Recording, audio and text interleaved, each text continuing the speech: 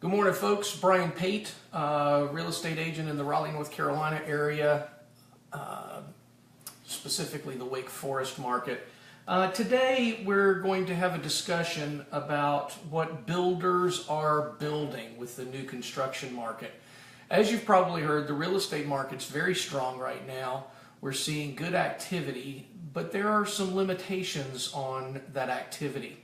The inventory is still at record lows for the time of year, and we anticipate it going back down to just below 7,000 active listings on the Triangle real estate market by the end of the year. So it's kind of a nerve-wracking process for those that are wanting to buy, because we see a lot of although we see a lot of new construction in the area, it's mostly new construction above $350,000. And that's where our challenge is coming in. There is not enough new construction below $250,000 for it to really cater to folks.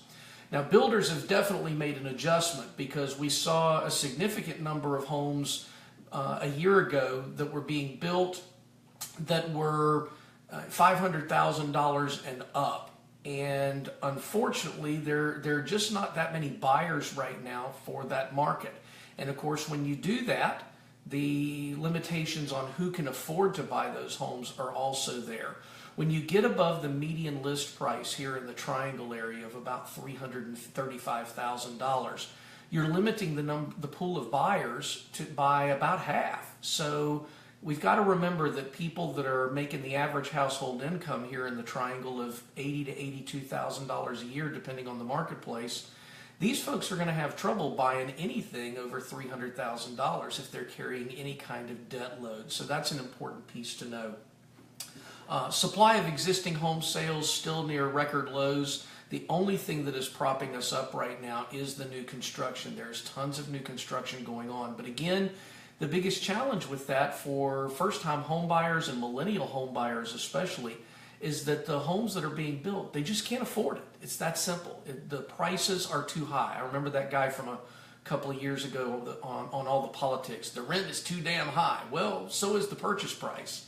And those high purchase prices are exactly the reason that rents have skyrocketed in the marketplace right now.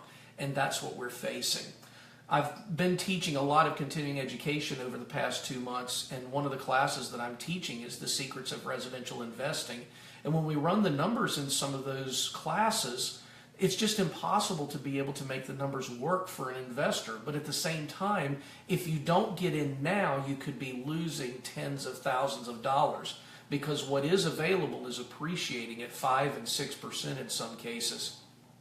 If we look back historically at what the real estate market did, I've told people on many occasions that what's happening today compares a lot to what happened in the mid-90s and the mid-2000s. When you look at the statistics and you watch the trends of what's going on, in 1994, Money Magazine named Raleigh the #1 place in the United States to live.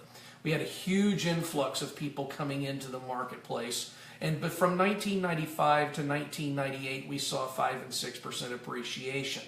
Same thing happened back in 2003. Money Magazine recognized Raleigh, Cary, and even Durham as the best on their list of top 20 places to live.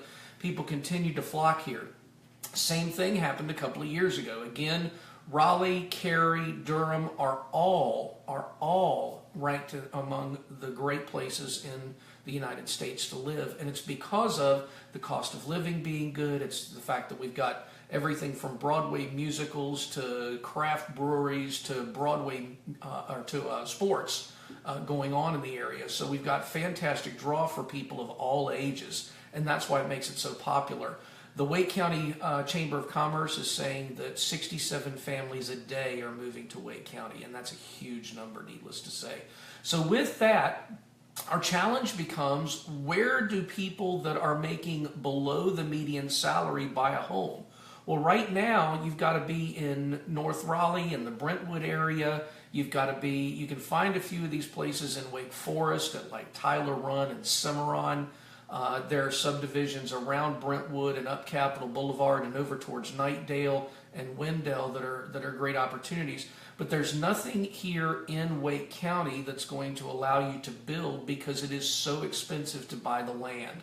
Land is just unbelievably high priced right now. We're seeing acres of land in the North Raleigh area going for close to $1 million an acre. And by the time you subdivide that into 4 lots, you can't put but 4 or 5 homes on it. And when you do that and you connect to city water and sewer, you've got huge numbers that are there, and you're going to have to price it at $400,000.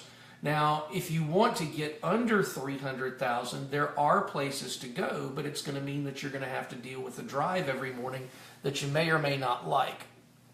For example, Franklin County, Youngsville has some properties that are available under $250,000, some great prices. There are some places out in Clayton, out down in Johnston County. You know, we've got a listing coming on the market this week in Lionsgate that's going to be $160,000.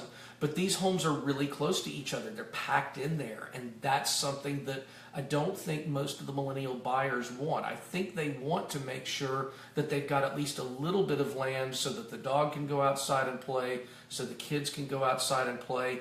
And a lot of these homes don't even include a garage when they're under $225,000. So basically what's going on right now is what is being built is not what millennial buyers want, and that's where our challenge is. So until builders adjust what they're building a little bit, the market's really not going to change that much. We're going to continue to see high growth rate in the price appreciation here in the under 300,000 market in the Triangle area.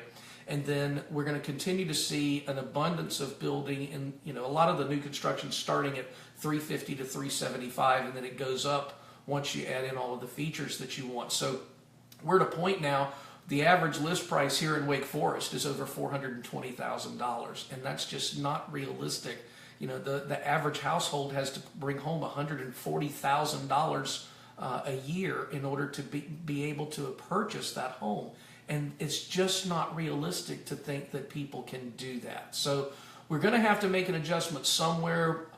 I'd love to find a developer that wants to buy 10 or 15 acres and put 1/10 of an acre lots out there and allow us to build something like 1,600 square foot ranches that have 3 bedrooms and 2 baths and figure something out like that. I just don't know that it can be done. So builders, if you're out there and you'd like to talk more about this, I'd love to talk to you because we'd love to find the land for you, handle the development, and of course represent you in the purchase of those homes. So as always, thanks for watching. I hope you had a fantastic Memorial Day weekend and got to finish it with family. I did enjoy going to the Wake Forest Veterans Memorial. There must have been 300 or 400 people there, and that was awesome to see so many people remembering the real reason for that holiday and not just thinking that it was a day off from work for a barbecue. So thanks so much for watching. I hope you have a fantastic week. Graduation coming up, so you'll probably see me on Facebook more often with things going on as Shannon gets ready to graduate on June 13th, 30 years to the day after I graduated. So real excited. Hope you have a great week, and we'll talk to you soon.